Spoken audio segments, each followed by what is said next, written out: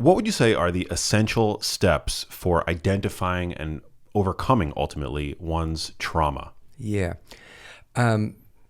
Well, first of all, what do we mean by trauma? From the Greek, it means wound or injury. Also, in the Old German, Traum means dream. Mm-hmm. So these connections go together. Now, then trauma is now mostly thought of as PTSD. I think of it in a much broader way because things happen that really injure our soul. And they don't cause symptoms like PTSD, but they do limit our life force, our expression, or how we are in the world. I could give you an example from mine, actually from my book, is that I must have been about 5 or 6 years old. I was really fascinated with electricity and electronics. And so I was taken to a cousin's electrical warehouse in downtown New York. And I saw a buzzer and a button, and I knew what I wanted to do with them, and I grabbed them and I put them in my pocket. And when I got home, I went down to the basement, looked for a box, and I found one that the old TVs came in. And I brought it up, I carved out a door, I carved out a window, and I put the buzzer, the bell on the door, so if somebody wanted to see me, they'd have to push that button. Well, my parents must have, of course, figured out where that came from. And they came into the room, kind of ripped the door open, grabbed my arm, and dragged me to the living room where they interrogated me one after another, hitting, and then the other one would hit, and it was nightmarish. They were hitting you. They were hitting me, literally hitting me. I mean, the hitting isn't the biggest injury. The injury is really in, I lost this betrayal, said the world is not safe. And so I was able to heal this along with many other things. But so to me, again, things happen. Like I remember I had a client, and they were going to visit, I think, relatives, maybe the grandparents, and they came in, and the table was filled with things to eat. And so my client took because he couldn't resist, took the tablecloth and pulled it, and everything went crashing to the ground. And they yelled at him. And again, that just stuck. And those are the kind of things that you might not think of as being traumatic in the sense of PTSD with flashbacks and hypervigilance and so forth. But it's a wounding that many of us, I would say probably most of us, have experienced. And I think the good news is that trauma doesn't have to be a life sentence. It may be a fact of life, but it doesn't have to be a life limiting our life. Yeah, it's the way trauma is often talked about. I feel like there's this duality where it's referred to sometimes as, there's a delineation sometimes made between, I guess, what's called occasionally big T trauma and little T trauma. Yes. Do you think that's helpful? I'm not sure, but I mean, when a person is really deeply traumatized, they scatter, they fragment. They leave their bodies. They dissociate, and that has a lasting impact. Of course, in many ways, more than what I just described. But it really, it's something that we don't recover on our own. That we need some help and guidance in doing that. So you're one of the pioneers of, I think, what's called somatic therapy. Yes, that's what they tell me. That's what they tell you. Yeah. Well, I'm really excited to get into it. What would you say what are the basics of somatic therapy, and what is the difference? How does it differ from traditional trauma therapy? Okay. Well, it's definitely quite. But let me start in a little bit of a different direction. When I started developing my work in the 1960s and 1970s, I was fortunate. I wasn't unfortunate. I was fortunate to not know that trauma was supposed to be a brain disease, a brain disorder, a brain disease that at best could be managed by drugs or by helping people change negative thoughts. And both of those can, in some ways, sometimes be useful. But for healing trauma, it's limited for sure. And what I noticed is that when we see something that seems horrible, like if you go out on your street and you see all of a sudden a car hits this child and the child is laying there, and you see the injury, and what happens? Your guts twist. You hold your breath. Your heart rate accelerates. These are all things that the body does. It's a physical response. It's a physical response. Exactly. It's a physical response. And it's also it's something that tells the brain that there's threat. So let's go back with this image with the person that's been hit. And you go out and you see they're really badly injured. So you run in to call the ambulance. And your guts twist even more. And that there's a nerve that goes from the back of the brainstem all the way down through the diaphragm to all of the organs below the diaphragm, especially the gastrointestinal system, but also to the heart and lungs. And this actually, this nerve is the largest nerve in the body by far. But what many people, even medical people, don't realize is that the great majority of that nerve are actually getting information from the guts and the heart and the lungs and relaying it back up to the brain. So we see the injury. Our brain tells us injury is danger. When I've worked with military people, what often is the bigger trauma when they see somebody who's been injured, much more than when they're injured themselves. So anyhow. And this nerve it's the vagus nerve, it's right? It's the vagus nerve. Now, and Darwin actually called it the pneumogastric nerve. He's brilliant in every way, but he actually recognized that this nerve was responsible for gut wrench and heartbreak. And couldn't have said it more saliently than the way he said it. Anyhow, you see the accident, you see blood, your guts twist because the brain says danger. But then remember that the great majority of that nerve, so it goes first from the vagus nerve down into the guts, but then 80% of the nerve is actually sending information from our guts back up to the brain. So what happens is then this gets amplified. We go, ugh, and then that signal goes up from the guts back up to the brainstem and it amplifies it, and it's ugh. And when people have been exposed to continued threat, they often have irritable bowel kind of symptoms. But again, it's become more like a fixture now. It's not just a temporary thing, but it's something that really then is with the person for the rest of their lives until they change it. Again, the good news is because it's in the body, we can access that through the body. That's what somatic experience is about, and change that information that's going from the guts back up to the brain, and it just puts it to rest. There's an exercise, I don't know, you or your viewers might want to try, and the idea is to change the information that's coming from our guts up to the brain that says things are okay, things are good. So if you wish to do it with me, or if anybody else wants to do this, sure, why not? We'll do a little experiential thing. Yeah. Yep, definitely. I love playing good. So the idea here is to take an easy, full breath, and on the exhalation to make the sound of the vu coming from the belly. And just because you're vibrating those receptors in the viscera, in the gut. So just let the sound and the breath go all the way out, and then just wait, exactly, and let the breath come in, filling belly and chest, and then repeat once. So,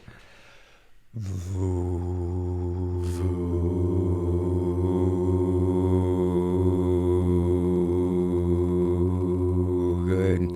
Wait for the breath to come in on its own, filling belly, chest.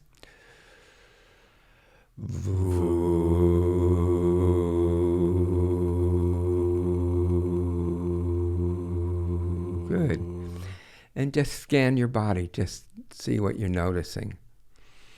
Sensations, feelings, thoughts, images. Oh, definitely a lot more relaxed. Mm-hmm. Yeah, definitely. It has it clearly, I sense, has a calming effect. Mm-hmm. Yes, exactly. Because again, it's a feeling of goodness, not of trauma. So again, changing this feedback loop, I call it a feedback loop, a positive feedback loop, but with negative consequences. And what is it about the phrase "vu"? Because vu, you're vibrating it from the belly. So you're sending a signal from the belly back up to the brainstem through the vagus nerve that says everything's okay. Wow. All is good. So when you feel the calm, I might go next to go from what I call top down. This is bottom up, but also top down is maybe to just notice when you say, when you feel relaxed and you feel calm. And I wonder if you're willing just to say these words and just to be curious and just to notice what happens when you say the words. And the words are, I give myself this gift of deep inner relaxation. They're my words, so it might not mean anything, but just to be curious of what happens when you say the words and just notice, again, what happens inside your body. I give myself the gift of deep inner relaxation. And then just wait a minute, just pause and sense your body. Sense your sensations, feelings, thoughts, images, memories. Yeah, it definitely feels like, well, for me, when I'm recording a podcast, I'm very, I'm in a state of arousal, obviously not sexual arousal, which I think. Well, arousal is arousal. Yeah. But heightened vigilance, I'm very, much focused on you, on my guest, not so much what I'm experiencing internally. Okay. But yeah, it helped, I guess, bring about a more relaxed, parasympathetic Yes. state. Yes. Right. Exactly. Exactly. How does that work? Well, again, somatic experiencing is probably one of the first bottom-up systems of therapy, because we're really referencing our sensations, but also our feelings and images and thoughts, and that's top-down. That's usually what most talk therapists do. Most therapists who tend to be cognitively behavior therapists, that kind of thing. So, but that's fine to recognize the thought, but to connect the thought again, top down, connect it to bottom up, and this is in a holistic response. Yeah, it helped bring me back into my body, I suppose. Exactly, and it didn't take very much time. It take a couple of minutes. Wow. Yeah, 2 or 3 years ago, I was doing this event, a retreat for military people. Lovely group of people, mostly from Iraq, Afghanistan, and Vietnam. I think there was one World War II guy there. And we were doing an exercise like this, and then we opened some opportunity for people to share. And he said, I've learned, because of my trauma, I've learned to meditate. And when I meditate for 5 hours, I get, from just doing this one exercise, I get much more deeply relaxed. Because it's surprising, it kind of goes underneath the radar. That's amazing, because not everybody has 5 hours to give to a meditation practice on a daily basis. I feel like I don't even have 20 minutes to give. Right. Which is obviously not true. Like there are definitely, I can, if I tried to find 20 minutes in a day to sit down and meditate. It's interesting. I did another recent webinar with somebody who, lovely man. I think his podcast was called 10% Happier. And he describes... Dan Harris, I think. Yeah. Former journalist. Exactly. He, very much in his head. And he describes, his 5 years of therapy or something like that. And people have asked him, well, has that really helped? And I think that's what inspired him to write the book, 10% Happier, that he was happier, but not that much. So we did this exercise, and all of a sudden he felt waves of warmth coming into his body. And I think and then we did a couple of other things, worked with what he was holding in his shoulder. And I think he really realized that things can change when you go to the body. Body as healer, body as guide. It's fascinating. At what point in your career did you stumble upon these ideas? Oh my gosh. I actually began seriously in 1966, I think, 65, 66. And I was working with a group of people, of men, with high blood pressure. And I was working on a series of relaxation exercises to work with the different muscles and autonomic nervous system in the body. And so a number of these people had blood pressure which was higher, 10 points, 20 points, 30, even I think 1 or 2, 40 points higher. And when we were doing exercises sort of like that, their blood pressure went to normal. Wow. So, but then the more interesting thing was that when they did these exercises, also different sensations and feelings and memories would emerge.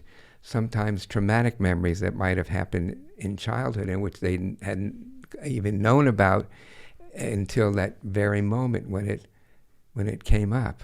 It's amazing. I mean, and high blood pressure is a risk factor for cardiovascular disease, for Alzheimer's disease, dementia. Right. It's a risk factor for anything and everything, really.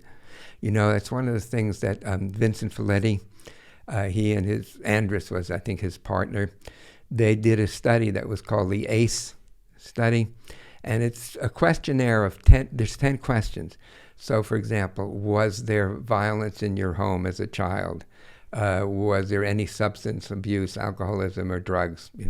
And if you have more than 3, and they're things that are pretty common, but if you have more than 3, then you have not only a very much increased likelihood of having anxiety, depression, trauma symptoms, but also illnesses, so-called metabolic illnesses, diabetes, diseases like this, cardiovascular.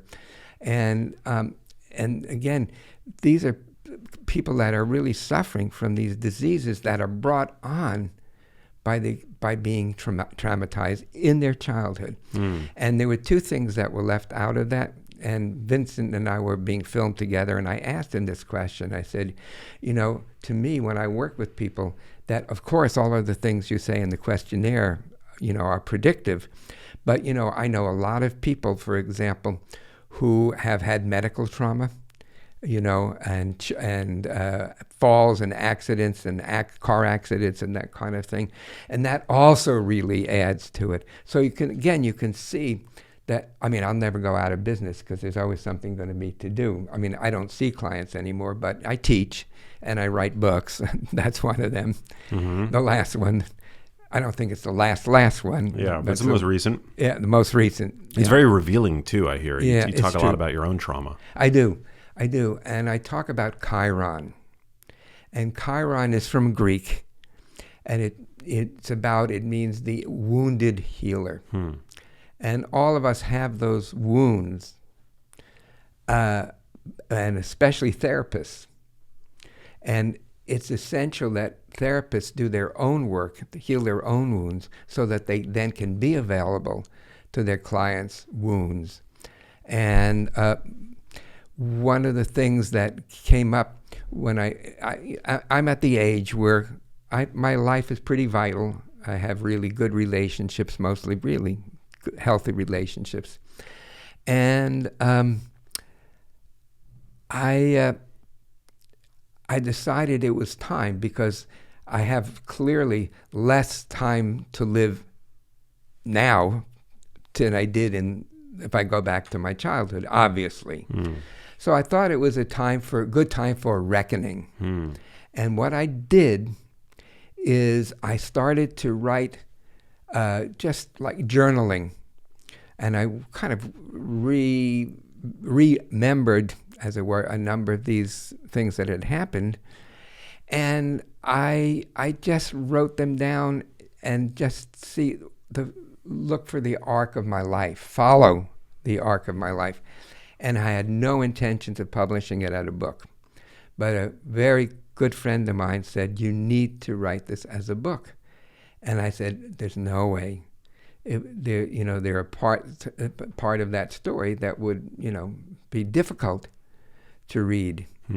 And she said, well, I think you should really think about it, because I think actually it could actually help people in their own healing.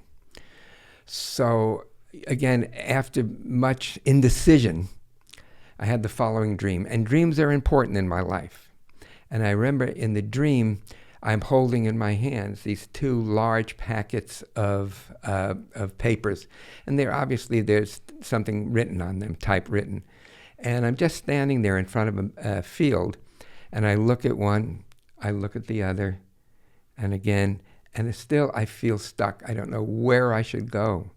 And all of a sudden, in that indecision, a wind came from behind me and took all of these pages and blew them into the wind, into the meadow. And I realized that that's what I was going to do. Wow. I was going to write the book if I was absolutely sure that it would help people. And it took 3 years really to write it. But it's finally done, and Inner Traditions has really supported me. That's amazing. Yeah. How much attention should we be paying to the content of our dreams? A lot. And not just the content, but the feelings of the dream, because they can really tell you so much. I'll give you another example, and this is also a dream that I write about. I think it was like in the early 1980s. I had the following dream. And in the dream, a man in a black robe with purple sashes flowing down to his feet. And he was definitely some kind of a teacher, a spiritual teacher.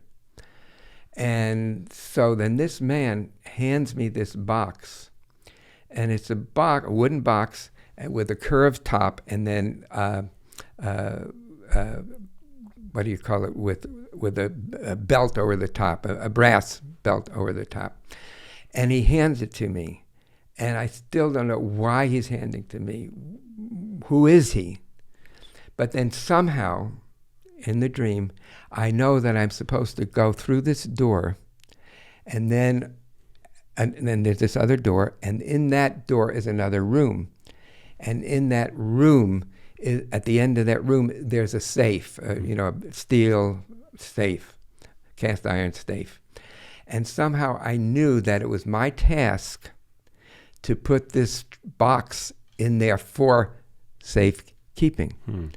And when I woke, I couldn't make any sense out of the dream. But then what I'll do sometimes in the dream, I'll take one part of the dream and I'll just look at it and see how it affects my body. And so I'm looking, and I realized that what I'm doing in my work in developing somatic experiencing is putting a deep spiritual knowledge, which the man, it was clear he was a Tibetan Lama as I continued to explore the dream. And he was instructing me to do just what I did. And the reason for this dream was that the way I was keeping it in safekeeping is not just as a spiritual tradition, but as something that fits in with Western science and medicine. So rather than something which wouldn't be accepted probably broadly, it was my task to make it more broadly available. And those 50 years was developing somatic experiencing. And again, at the culmination at this point is to share this knowledge of how I came to this and how others can heal and tell their own stories. There's a saying, I think it's a Jewish saying, what is truer than truth?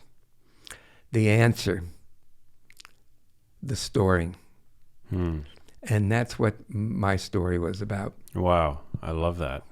Are you capable of manipulating your dreams? Are you a lucid dreamer? Yes and no. Sometimes I have dreams that are so real. It has its own lucidity. I don't usually try to have a lucid dream, but when they come up, I grab my pen and I grab my pad, and I know to just jot down a few words, because if I wake up and I don't do that, it's likely going to be gone. So, yes. You think it's helpful to have a pen and paper by one's bed? Yep. On the nightstand? Yep. Interesting. Yeah. You also famously, Albert Einstein appeared to you in one of your dreams, and subsequently has become a spiritual guide for you. Oh, right. That is another story. Actually, when I wrote the book, I had a chapter on this, and one of the people that they asked to write about this said he didn't want to write it because this was too crazy that he was having conversations with Albert Einstein. But that's exactly what I was having. So when I was working on my thesis at Berkeley, and I was also developing the Somatic Experiencing, at the end of a working day, I would go to my favorite restaurant on San Pablo Avenue called Beggar's Banquet. And the waitresses there, they knew me, and they always welcomed me. And they knew that I would start with a vegetable soup with French rolls, crispy on the outside, soft and moist on the inside. And so I'm sitting there one evening, and then I notice a shadow. And I look up, and the man, it doesn't ask for an invitation. He just sits down, and I recognize him as Albert Einstein. So there's a thing called active imagination, and Carl Jung talked about this. And supposedly children have this ability, but then we lose it. And I disagree. I think we lose it when we are not in contact. We don't enhance it. So anyhow, he introduced himself as Professor Einstein, and he said, I think you have some questions you'd like to ask me. Now again, I knew, the science part of me knew that wasn't real, that he wasn't actually real, but that this was an image which was in many ways realer than real. So for at least a year, we would meet, and I would ask him questions, and then he would ask me questions about my questions. And this went on for a good part of a year. He was a recurring character in your dreams. Yes, exactly. I would hurry down to the Beggar's Banquet and sit at my table for two. Sometimes I would just order 2 soups, and they would say, well, why don't you just wait and see if, have one soup first, and then if you're still hungry. And I said, no, that's okay. I want 2 soups. And so the soup was for him. Wow. And so many of these conversations went on, especially having to do with the traumas that get passed on from our ancestors, but also the great wisdom and knowing that's passed on through our ancestors. So again, he showed me, got me on the right track for understanding how these energy patterns continue through, and they go forward in time, but also backwards in time. And of course, Professor was an expert on time and time-space moving in all directions, not just ahead. So anyhow, I sadly came in one evening, and he didn't show up for that time, and I knew that acquaintance was going to be gone. You later found out that you have some, Okay, so again, I'm knowing that this is not real, that he's not actually there, but that he's somehow an image of him that's come to me. So anyhow, I'm visiting my parents, and I'm spending the day going to museums. So I'm coming back on the train. I come up to the apartment, And I walk in and I notice on the bookshelf above where my parents are sitting, there's a book by Einstein, The Theory of Relativity. So that kind of triggered that memory that happened some 25 years before, 30 years before. And I told my parents, especially my mother, of those encounters I had with Einstein. And she, in that moment, stiffened, but then something let go in her. And she said, and she revealed the secret. She said, when your father and I were canoeing one day on this lake in New Jersey, and this strong wind came up, wind again, and it tipped over the canoe. And we struggled to right the canoe so we could get in, but we were unable to do that. And we were pregnant with you, 8 months pregnant with you. And then in that moment of crisis, a small sailboat came along, and an older man with a young woman pulled them to safety. And they introduced themselves as Albert Einstein and his stepdaughter. Wow. So he saved my life. Without Einstein, I literally would not be here sitting with you. Wow. And so it's like, okay, so I've said, first, this couldn't be real, it's just my imagination, but that's fine. And then all of a sudden, it was real. And my mother reasoned that in that moment of life threat and life saving, he became a guiding person for me. And he followed me throughout my life. And she'd never told you that story before? No, never told me this story. Wow. Never told me this story. So in a way, I think if my mother would have been alive today, she would have been considered an intuitive or even a psychic. But in those times, those weren't things that, that adults had. And so that my life sort of works around these synchronicities, dreams and synchronicities. And again, the original idea of writing the book was to kind of look at these synchronicities and see how they came together, how they worked themselves through. And it was such a revealing journey. One of the things, I kind of jump back a little bit, that I was concerned about when I wrote the book is because one of the there's a long story here, but my family was being in danger, life threat from the mafia. And it's likely that I was violently raped by the mafia to keep my parents from testifying against them. And also it was a time when there was a lot, we had such insecurity because we knew something was seriously wrong, but they never talked about it. They never told us about it. And so that was the first thing that came up when I started, scribbling about my... Is this something that really happened? Yes. Oh, yes. You were raped? Yes, by the mafia. By the mafia? Yeah, to keep my parents from testifying. But I never told them about it, and in a way, I never told it to myself. How old were you when this happened? 13, 14. Wow. Yeah.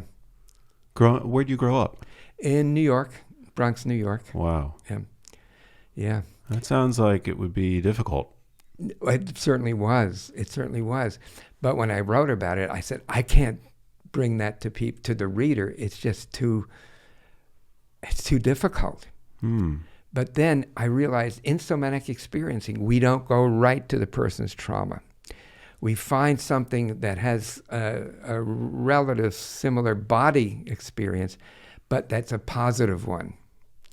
And so what came to me when I started meditating on that is when I was about 4 or 5, it was my birthday, and in the middle of the night, my parents came in and they laid tracks underneath my bed, out into the bedroom, back again underneath the bed, and in an oval. And when I woke up, the train was going around in that oval. And I was just filled with excitement. I literally jumped out of bed. I ran to the transformer where I could control the speed and make the horn go toot-toot. And I knew in that moment that I was cared for, that I was loved. And if we, even once in our life, feel loved by somebody, and it doesn't have to be a parent, it means we're going to make it. And so I worked with this image before we came to deal with that. And again, talking about Chiron, I realized that this was time for me to really address that trauma, my trauma. And I asked one of my students to sit with me and to guide me into working through this, which she did, and she did beautifully. She did beautifully. And so, again, the good news is that trauma doesn't have to be a life sentence. That given the right tools, trauma doesn't have to rule. And again, that's what I wanted to share with my reader, to share that they have also the capacity to heal their own wounds and to tell their own story. And so this was my motivation for finally talking to a publisher that I knew. And I said, I'd like you to look at this manuscript. And he called me back the next day. And he said, wow, I think this at first I thought there's no way this could help people. But then I realized it could really, really help. Well, people. everybody has some form of trauma, some course. form of psychosocial injury. That's right. And again, knowing that they could do their own healing and how to support them to do their own work, their own healing. Did you ever confront your parents about that early episode when they were hanging? I did. Thank you for bringing that up. That's a piece that I'm just kind of coming back to. I appreciate you bringing that up. I did talk to my parents, both of them, about it. And my father said, almost reflexively, no, that never happened. That never really happened. And my mother said, no, Morris, it did happen. We were scared. We really injured him. We really hurt him. We did it. And she didn't exactly say it as an apology, but she did. Many, many, many, many years later, just a few years ago, I have a man that I know in Brazil. He's called a Pai do Sant, which means a father saint. It's a kind of a shamanistic spiritual tradition. And my mother died. She drowned in a bathtub. And I'd been trying to get her to move out because she loved being in Berkeley, to be there with my brothers, because one brother is one of the world's authorities on pain, a medical doctor, and the other one does acupuncture and so forth. And for several years, I really tried to kind of encourage them to move out. And then when her partner called and said, your mother's dead, she drowned. Oh my God. And I thought maybe she committed suicide because she just couldn't think about leaving her home that she'd been in for how many years? I don't know, 50, 60 years. And so I went to visit Enrique. And he didn't know anything about this. I didn't tell him anything about that.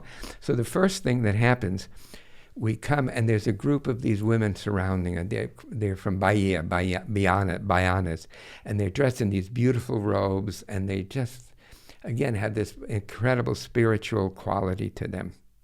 So they surrounded us. I was with my friend, and Enrique takes a glass of water and puts it here on my head, and then he leaves it there, and he knows that if I don't keep steady enough inside, then I'm not ready for him to do a reading.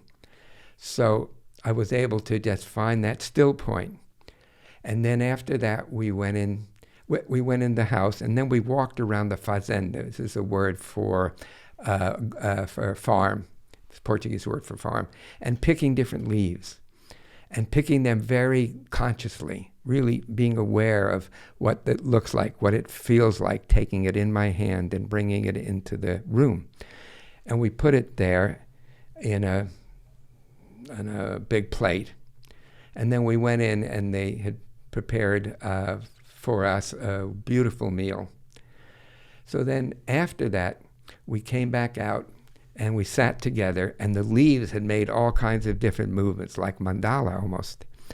And he looked at me and he said, "Oh, Peter, I'm sorry to hear that your mother died." Again, he had no knowledge of it. And she wants you to know that she's sorry for what she did. Again, it just a wave went through me. And it was like I healed that wound with my mother. And he also said, and she wants you to know that any help you want from her, she's ready to give it to you from the other side. So again, how I'm guided in these ways and meet these people is really kind of remarkable. And when I think about my life, it is remarkable. But all of our lives are remarkable. All of our lives. Couldn't agree more. A lot of your work integrates the work of Stephen Porges, right? Polyvagal theory? Actually, no, I actually did the work before I knew about the polyvagal theory. Wow. Yeah. But Steve and I met in 1976 or 7. That was just when I was developing somatic experiencing, and it was before he was developing the polyvagal theory. Wow. But we've been together for all these years. We're like brothers. I say we're brothers with other mothers. We're very close. And then when he developed the polyvagal theory, I just put my hand on his and I said, "Stephen, this is the model that really psychotherapy, especially trauma therapy, needs to know."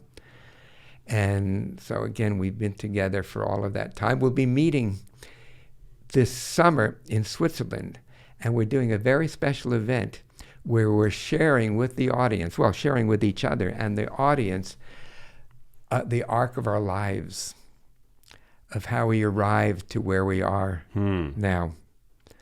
So to have him as a dear friend, and we will often just call up and say hello and hang out with each other. That's fascinating, though, isn't it? It's sort of like the simultaneous invention phenomena, right? Where by two people in different parts of the world develop ideas that it's, ideas for which the time has come, I suppose. Yes, I think that's a good way to put it. Yeah, I'm not super familiar with polyvagal theory, actually, but I became aware of Stephen and his work through his son, actually. I'm friends with his son, Seth. Yeah, shout out to Seth. Yeah.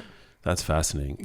So I love to, keep things relatively actionable on the podcast. And so what would you say are some of the core tenets of your work that people listening to this, watching this, might be able to take away and integrate so that they can thus potentially heal trauma and reach their highest potential? First of all, trauma is trauma, no matter what happened, how it happened. It's not somebody has a worse trauma or a better trauma. Trauma is trauma. Like I said at the beginning, Kevin, an example of something that wouldn't be considered trauma as PTSD, but did have a lasting effect on me. And so I think that the thing I would leave people, again, with this idea that trauma is not something that it's not something that just what happened to us, per se, but rather it's what's happened to us in the absence of a present, empathetic, caring other. And that's really important. And that person was that for me when we excavated the trauma of the violence and the rape. That in somatic experiencing, we guide people very gently, never crashing into the trauma. There are methods that do that have people relive their traumas over and over again. And I am definitely not a fan of that kind of prolonged exposure. I think it can be re-traumatizing. It's important what I call titrating. We just touch into these sensations, and then so they don't have this overwhelming power over us. So I hope that kind of answers your question a bit. It's really to know not to smash the people into their trauma, that there are ways that trauma can be healed and can be healed without being overwhelming again. Because to the nervous system, being overwhelmed really is not that different than when we were traumatized. The nervous system sees that as the same kind of thing. So again, that was, I think, what I would say, that the tools for trauma, when we have those tools, we can really come to peace with so many of the things that have happened to us in our lives. So if I may try to synthesize this type of therapy, and please correct me if I'm wrong, but it's that psychological trauma manifests physically as a set of symptoms that may be different for every person. Yes. So what somatic therapy is about is, rather than try to take that top-down approach where you're addressing... Or remember it, or think about it, You address the physical symptoms. Yes, the impact on it. The impact. Yeah, the impact on it. You know, can I read one thing here? Absolutely, yeah. Okay. This is also another brother from another brother with another mother. And it's about, and a number of people have written really beautiful things. When I was actually going to talk about this book for the first time to an audience of several thousand people, I got up there, and again, I was frozen, and I didn't know if I'd be able to talk. But then I remembered all of the things that different people have written about the book and written about me. And all of a sudden, I was just filled with courage. And I could really be present with the audience and talk to them sort of in a way similar to what how I'm talking to you. But anyhow, this is from Bessel van der Kolk, and he's one of the leading people also in the field of trauma. He wrote the book called The Body Keeps Its Score. And he said, Peter Levine is a wise and kind pioneer of somatic therapies who has been a beacon for clinicians all over the world for understanding and dealing with the physical imprints of traumatic stress. And so, again, a wide variety of people have written, like Alanis Morissette and Gabor Mate. He's another person I think you might want to interview at some time. He's been on the show, yeah. Oh, he has been on the show. He's wonderful, yeah. Yeah, he's a really good guy. Big heart, a lot of heart. So anyhow, again, I think the idea that trauma is something that happens in the body, it affects the mind, it affects the psyche, but it's something that happens initially in the body. And that's where you have to go to resolve the trauma, to transform, I'd rather say transform our traumatic experiences. And usually when people transform these experiences, they're more connected to themselves, and they're more empathic, both to themselves and to others, and more kind to others. And I think part of it is when you realize what trauma can do, you want to help other people not become traumatized. I have several really wonderful godchildren, and one of my godchildren had to go to the emergency room. I don't remember if he swallowed a marble or smashed his head or something. And so I went there with him, and I did some trauma first aid, and he was fine. And then his mother told me sometime after that, that he saw a kid being bullied in the school, and he went up to the bullies and said, "This is not okay." And he sat with the boy and just sat with the boy.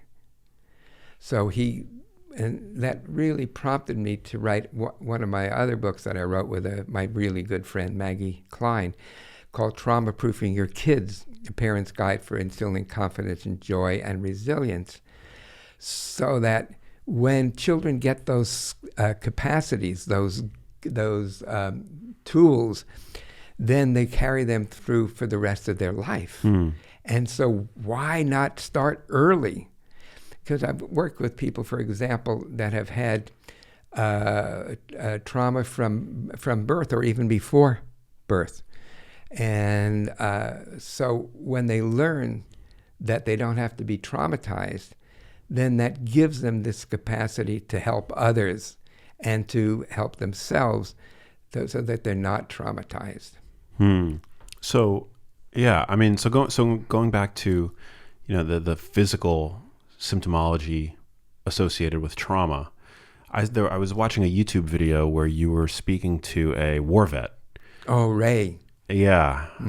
I guess that was his name. Yeah. And every time he would try to recall his experiences, on the battlefield, he would like shudder physically, like this, as if he were re-experiencing, exactly, reliving it, reliving those traumas. Yeah. And what I did was what I noticed, they had diagnosed him with everything: depression, anxiety, PTSD, Tourette syndrome, because they would see this, but you don't develop Tourette syndrome overnight.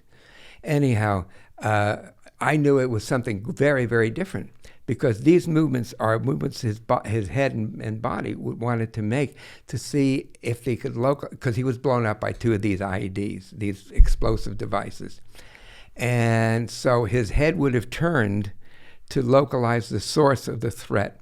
But at that same time, he was literally blown up into the air and went up into the air and then down on his back. And his body was contracting to protect himself as much as it was possible. And so when I just worked with him with this movement here, but just very slightly titrated, just move a little bit here into the movement, then move back, then move in a little bit more, moving back.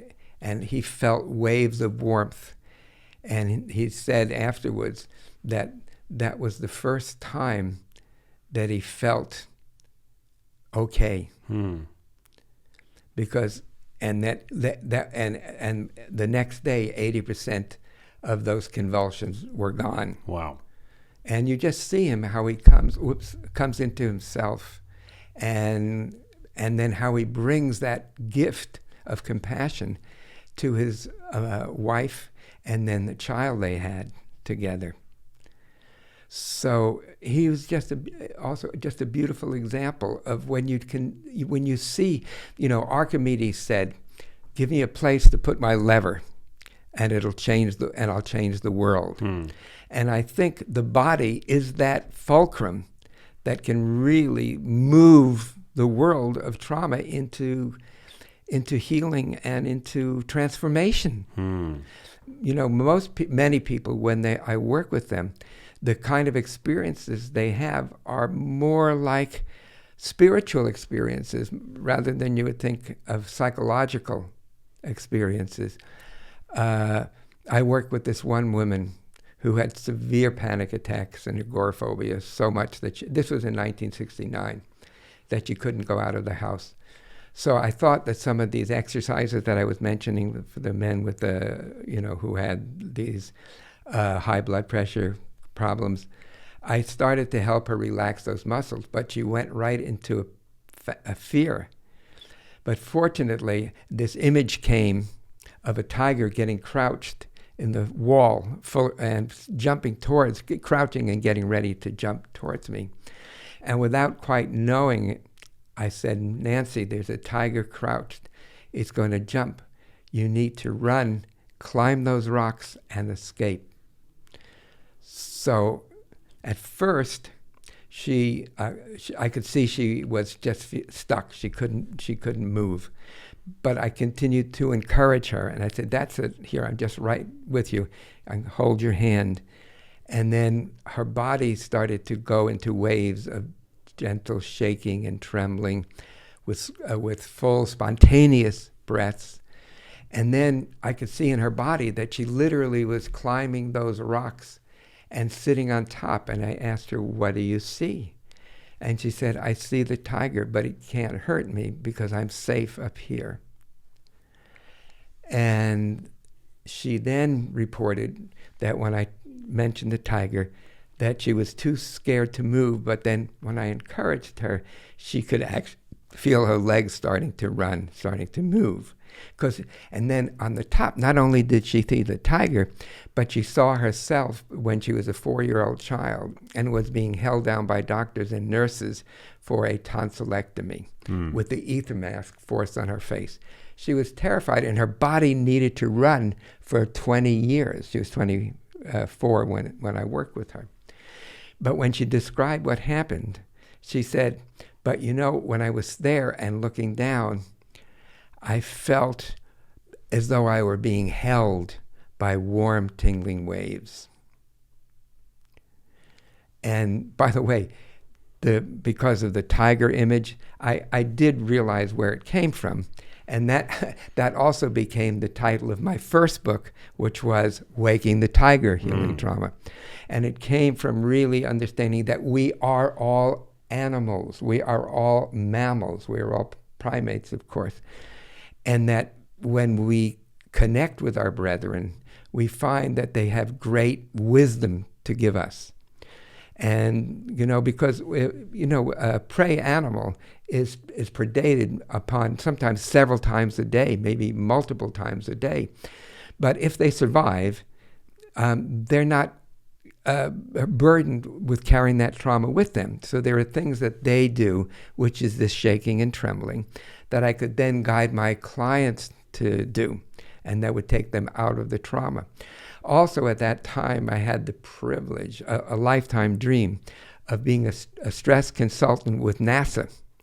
And I would go over the squiggles, the physiological squiggles, as they took off and as they went into Earth orbit. This was quite, yeah. And when they did that, some of them would get sick as they went into zero gravity, and would sometimes even vomit. And this was not just unpleasant, but it could abort the flight and could cause a disastrous outcome because it could get into the electronics. And so, but most of them were completely resilient. So I'm putting together the work with the animals, and also the work with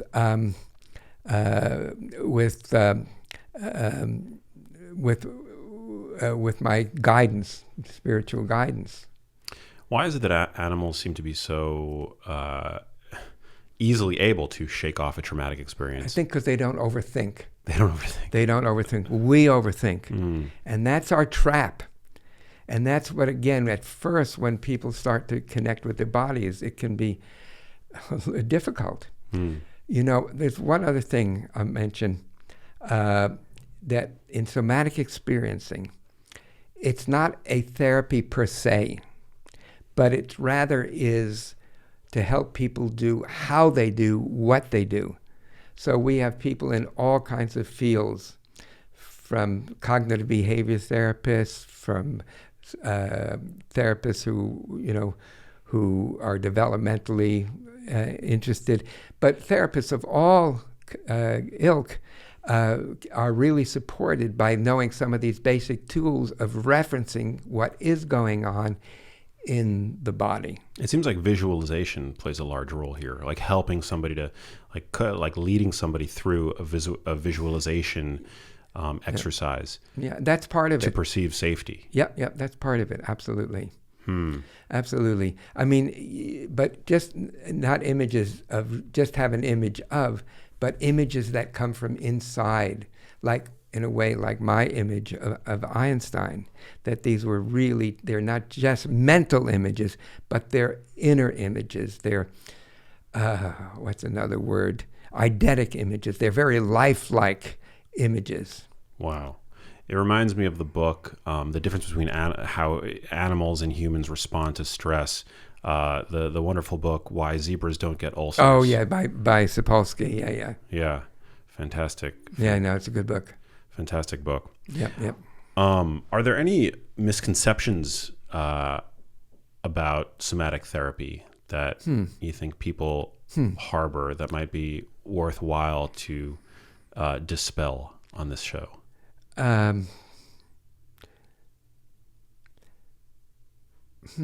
Well, I think that people might think that it's that too much can happen if they feel in their bodies, and if they're guided gradually to touch into these sensations, then they're not overwhelmed. So I think that's an essential component. Because the person, I mean, many people who are not connected with their bodies and may not have been connected for decades, they don't know what to expect. And it's something new. And when people are traumatized, often anything that they experience, even if it's a positive direction, even if it's moving with the sensations moving through the trauma, even if it's a positive sensation, they're afraid of those and they block them. And by blocking them, they block their access to these healing components. And so any change feels frightening for a person who's been traumatized. So the key again is to have them touch into these sensations, one small amount at a time. One of the, I mean, it's clear that the issues are in the tissues, and I think one of the right, yeah, that's right. One of the more, I guess, obvious examples that comes to mind for me is women who have been sexually traumatized. Sure. Intercourse is something that is painful. Painful right? and scary. Painful and scary, yeah. So a lot of sexual dysfunction. That's right. Among both men and women. Yeah. And very often, even if the people, like in talk therapy, they know what happened to them, or even if they have emotions about that. But then they come home and they're with their beloved lover, and they try to engage sexually. But then, often it's the woman, she freezes. And she feels even worse because she thinks, now that I know what happened and my anger may be about it, but even knowing that, it still doesn't change because my body is just going into this protective mode. So again, what we need to do is have new body experiences that contradict those of overwhelming helplessness and of arousal. And and this is a birthright for all of us to be sexual beings, to be spiritual beings, emotional beings, but to be very much sexual beings as well. And so I think when people can then find a portal to open up in a safe way to their own sexuality, and they may need some coaching for this even after working through what are called procedural memories, body memories, tissue memories, and their body still, like the Iraq vet that I was talking about, they go into this protective mode, but you can't feel these pleasurable feelings when your body is in a protective mode. So it's a matter of then again finding ways for people to learn to be with those sensations, and maybe even what their body wanted to do at the time. Like with Nancy, her body wanted to escape from being held down by the doctors and nurses while she had the ether mask over her. So I think that's another important part of somatic therapy or somatic experiencing, but in somatic therapy, is that we really know how to help the person work with these body memories. And again, many people, and even therapists, don't understand memory. Implicit memories, procedural memories. And actually that was the motivation for writing also one of my books called Trauma and Memory, Brain and Body in the Search for the Living Past. Because that's where it lives in us. It lives us in the past. And these memories, they're not cognitive. They may have emotional components, but they're basically about what the body was trying to do to protect itself maybe millennia before, but is now interfering with their life. So again, these procedural memories, and some of them are important, are beautiful memories. Think about the time when you first learned how to ride a bicycle. So maybe you were with a parent or guardian or an older sibling, and they're with you and their hands are just kind of on your back and you're going together with them, and then all of a sudden, the guardian knows that they're ready and they just let them go, and then they ride off. The expression, which is completely true, is you never forget how to ride a bicycle. And that's because those memories are there in our bodies. But what happens if when we're learning to ride the bicycle, they're really not supporting us and we have an accident, then thinking about going on a bicycle can be impossible. And again, that's because those memories get reactivated, those body memories get reactivated. Yeah. It's difficult, how recalling, traumatic experiences, and just seeing how deeply embedded those past experiences can be throughout our life. That's right. So, but again, the good news, if we understand that they're memories, body memories, then we know that we can work with them, that we don't have to have our lives dominated by them. And I think that's the key. Look, bad news, trauma is a fact of life. Good news is it doesn't have to be a life sentence. But we have to understand its nature and how it gets rooted, embedded within the body. Absolutely. How might one integrate somatic therapy techniques into their daily life? Okay. So, okay. So something happens and we're frightened. But then if we can remind ourselves, okay, where do I feel the fear and what is the sensation of fear? Now, fear, if you deconstruct it, it has three components. Component number one, the main one, is body sensation, twisting of the guts, upsetting in the guts, heartbeat, accelerating heartbeat, and so forth, so feeling constricted. All are things that the body is doing. So those are the sensations. But then we have the thoughts about those sensations. And then also, not only do we have the thoughts, but we have pictures of that. And so just noticing the thought and not getting hooked onto the thought. So often when the person is having a thought, a negative thought, like we'll do a demonstration when I'm teaching, and I'll say to the person something like, or they'll say something like, how do I know if this is going to last? So I'll say something, well, if you're willing, I'd like you to preface that with the sentence, I have the thought that, is this going to last? That way they recognize it's just a thought. So that's the second part. And then again, there may be an image of when this happened originally usually in our childhoods. So when we can then kind of tease them apart, sensations, feelings, thoughts, and images, then we're able to move through them, to understand. And most people in many different forms of therapy don't understand how salient, how important that is to understand what fear is about and how to deconstruct fear. Yeah, feelings aren't facts. Feelings aren't facts. Yes, good. You've given me some good things for my next interview. Yeah, no, feelings aren't facts, and I think, but sure. oftentimes when we're mired in negative thoughts, they can feel very real. That's right. Debilitatingly real. Yes, exactly. They assume that they are real. So when you say the thought, I have the if you preface it with, I have the thought that, then the person goes, oh, it's a thought. It's only a thought. And that's kind of my version of cognitive behavior therapy.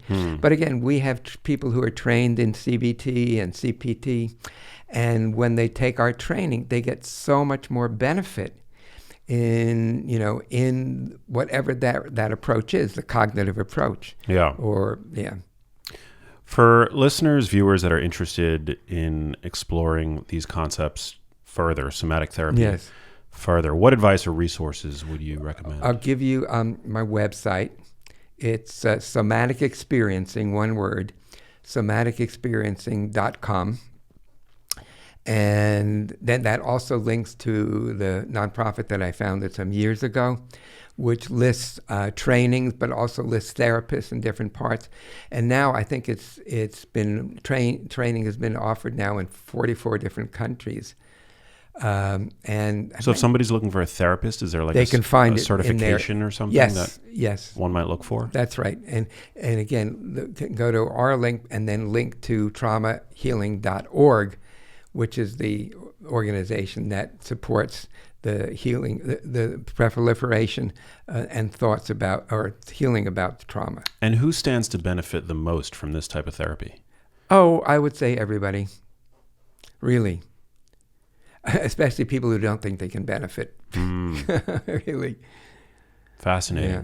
Isn't there some? I mean, some people are higher in openness and suggestibility. What relationship does this have to, for example, hypnosis? You know, like it. Not everybody's able to be hypnotized, for example. Sure. Well, I mean, I think there are overlaps between this work and certain types of hypnosis, particularly the Ericksonian type therapists, hypnotherapists. And I think they could actually also, a number of our students were also trained in Ericksonian hypnosis and so forth. It's a good way also to work with these inner images. So again, any approach which relies on, or which supports the person's healing capacity will be benefited by somatic experience. Absolutely, no question about it. I love it. Well, very important work. Thanks for doing it. Oh yeah, good. Well, it's nice having a conversation. Yeah, likewise. Yeah. I've got one last question for you, but before we get to that, where can people connect with you on social media, and where can they pick up your book? Oh my gosh. Well, the book is now, you can get that on Amazon and I guess Barnes & Noble. You can pre-order it. It's going to be coming out in early spring. Love it. Yeah, me too. Congrats. What number book is this for you? About 10 or 12, I guess. Wow. Prolific man. Yeah. Well, again, it's it's a gift that I've been given, and so I have a responsibility to use it. Yeah, I love it. Well, super important. And we've barely scratched the surface of your work, but right. People should definitely go and check out An Autobiography of Trauma. Last question. A healing journey. A healing journey. Yeah. Very personal for you. Very, very personal. And you've got some fantastic endorsements. Yes. On the book. Very exciting. Yeah. I'm really moved by it. And I say this number of people who wrote those endorsements, their support was really important for me in reducing my fear of bringing it out into the world. And now you're doing the rounds on all the podcasts. I know. What does that feel like? Yeah, it's kind of, in a way, weird. I don't know what in the world is going on here. What am I doing? And do you listen to podcasts? No, I don't think I've ever heard a podcast. You've never heard a podcast? No, but actually, I looked up your podcast. You did? Yeah, and that's where I found out you. Did you like what you saw? I did. Yeah, I did, and and people that I thought were kind of might be snooty or something like that. Like I did one last week with the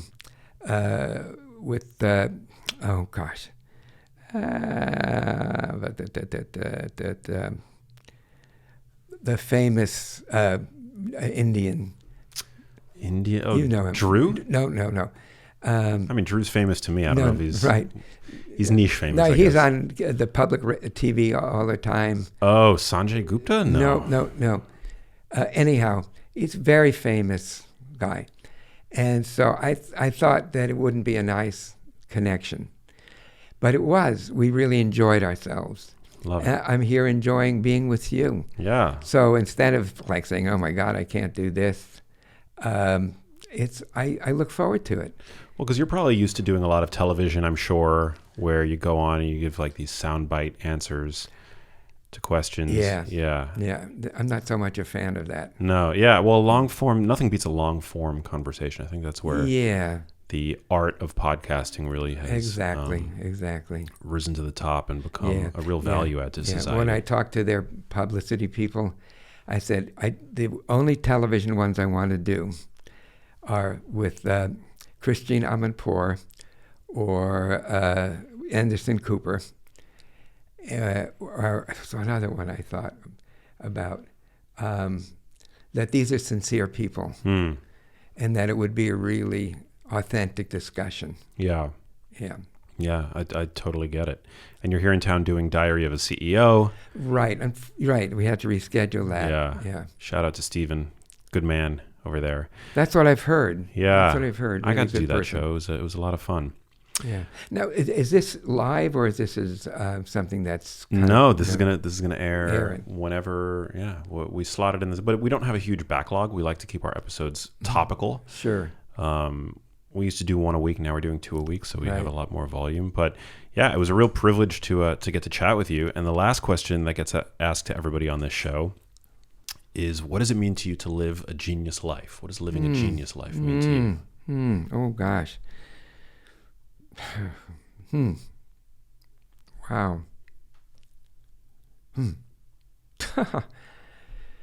Whew, you got me on that one. Yeah. You know, I was doing an interview with one of the SE teachers, an incredible woman. She comes from a tribe in Tanzania, a very grounded woman. She has a healing center in Brazil for traumatized women, and Efu is her name, and she's from the Snail clan in Tanzania. And she was interviewing me, and she said something similar to what you were asking. She said, "Peter, do you realize you're a prophet?" And I said, "You gotta be kidding. There's no way I'm a prophet." And she was really stern, and her picture's in there also. And she said, "Peter, you need to accept that mantle." And so I think in a way, you know, what does that even mean? And I think in a way I'm a visionary, because I have had visions, and I'm a teacher, an esteemed teacher. So I guess in that sense, maybe I am. And I was thinking about the book, The Prophet by Kahlil Gibran, and I thought I could not be a prophet compared to something like him. And then I went and I got the book again and looked through it, and many of the things he said were also about the body. And so I said, yeah, I can begin to open into that yes, I'm a teacher.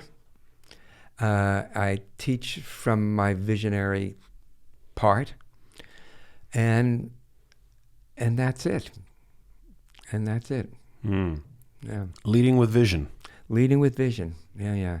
But I think in a way we all, if we're given that possibility, we all have that part of ourselves that have visions, and that visions that are really worth knowing for ourselves and sharing with others. I couldn't agree more. Yeah, we say sometimes on the show that genius isn't born, it's built. You don't have to be born a genius to become one. And I couldn't agree more that everybody has genius within them. Yes, absolutely. Yeah. Well, thank you, Dr. Levine. Thanks for coming out. Oh, sure. Hey, if you liked that video, you need to check out this one here, and I'll see you there.